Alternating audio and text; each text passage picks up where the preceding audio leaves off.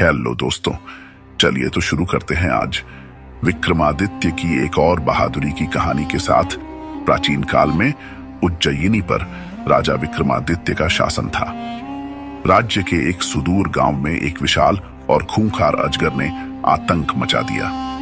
विक्रमादित्य ने इस चुनौती को स्वीकार कर अपनी प्रजा की रक्षा के लिए एक बार फिर से अपने साहस का परिचय दिया।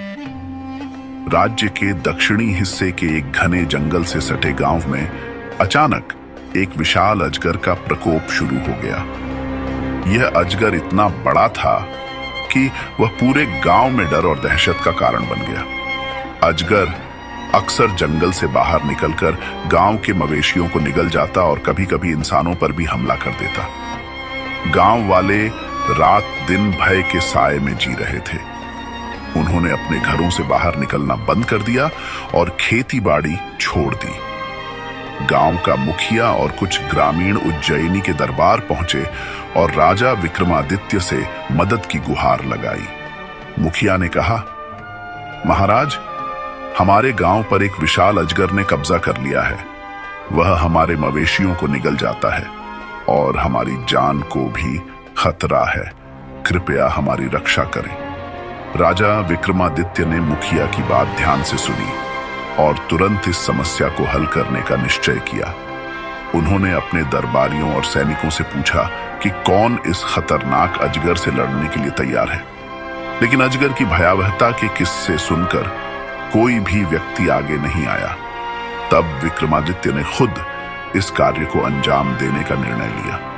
उन्होंने कहा, एक राजा का सबसे बड़ा धर्म अपनी प्रजा की रक्षा करना है।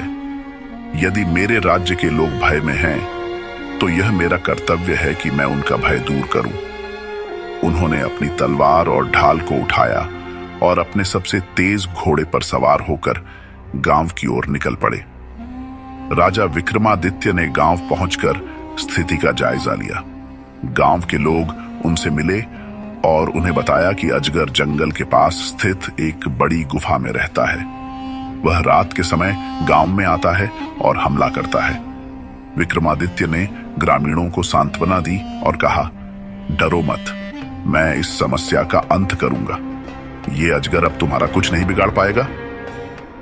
अगले दिन विक्रमादित्य ने अकेले ही जंगल में जाने का निर्णय लिया।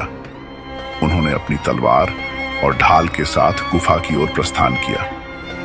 जंगल बहुत घना और डरावना था। वहां की खामोशी और अजीब आवाजें माहौल को और भी भयावह बना रही थी। जैसे ही वह गुफा के पास पहुंचे, उन्होंने देखा कि वहां चारों ओर हड्डियां बिखरी हुई थीं। गुफा से एक डरावनी फुफकार की आवाज आ रही थी। यह स्पष्ट था कि अजगर अंदर ही है। जैसे ही राजा गुफा के अंदर गए, उन्होंने देखा कि एक विशाल अजगर उनकी ओर देख रहा है। अजगर की आंखें लाल रंग की थीं और उसकी फुफकार से पूरा गुफा हिल रहा था। अजगर ने राजा को देखते ही हमला करने की कोशिश की। उसने अपनी पूंछ से गुफा की जमीन पर जोरदार प्रहार किया। विक्रमादित्य ने तुरंत अपनी ढाल उठाई और अजगर के हमले को रोका। अजगर ने अपना विशाल मुंह खोला और विक्रमादित्य को निगलने की कोशिश की, लेकिन राजा ने अपनी तलवार से तेज वार किया, जिससे अजगर के शरीर पर गहरी चोट लगी। अजगर ने अपनी पूंछ से राजा पर हमला किया, लेकिन विक्रमादित्य ने तेजी से पीछे हटकर खुद को बचा लिया। उन्होंने अपनी तलवार से अजगर की पूंछ पर वार किया, जिससे वह घायल हो गया। अजगर ने जोर से फुफकार कर विक्रमादित्य पर झपट्टा मारा, लेकिन राजा ने अपनी तलवार से उसकी गर्दन पर प्रहार किया। यह वार इतना तेज था कि अजगर गुस्से और दर्द से तड़पने लगा। राजा ने अपनी सूझबूझ और बहादुरी से आखिरकार अजगर की गर्दन पर जोरदार वार किया, जिससे उसका अंत हो गया। विशाल अजगर जमीन पर गिर पड़ा और उसके प्राण निकल गए। विक्रमादित्य ने अजगर को मारकर गांव वालों को उसकी गुफा तक बुलाया। जब गांव वालों ने देखा कि वह भयानक अजगर मर चुका है, तो उनकी खुशी का ठिकाना नहीं रहा। ग्रामीणों ने राजा विक्रमादित्य का धन्यवाद किया और उनका जयकारा लगाया। उन्होंने कहा, महाराज, आपने हमारी जान बचाई। आपके साहस और कर्तव्य निष्ठा को हम कभी नहीं भूल सकते। विक्रमादित्य ने मुस्कुराते हुए कहा, यह मेरा कर्तव्य था। एक राजा का धर्म अपनी प्रजा की रक्षा करना है। अब तुम सब निर्भय होकर अपने जीवन को आगे बढ़ाओ। यह कहानी राजा विक्रमादित्य की निडरता, साहस और कर्तव्य निष्ठा को दर्शाती है। यदि आपको कहानी पसंद आई हो तो चैनल को सब्सक्राइब करें दोस्तों।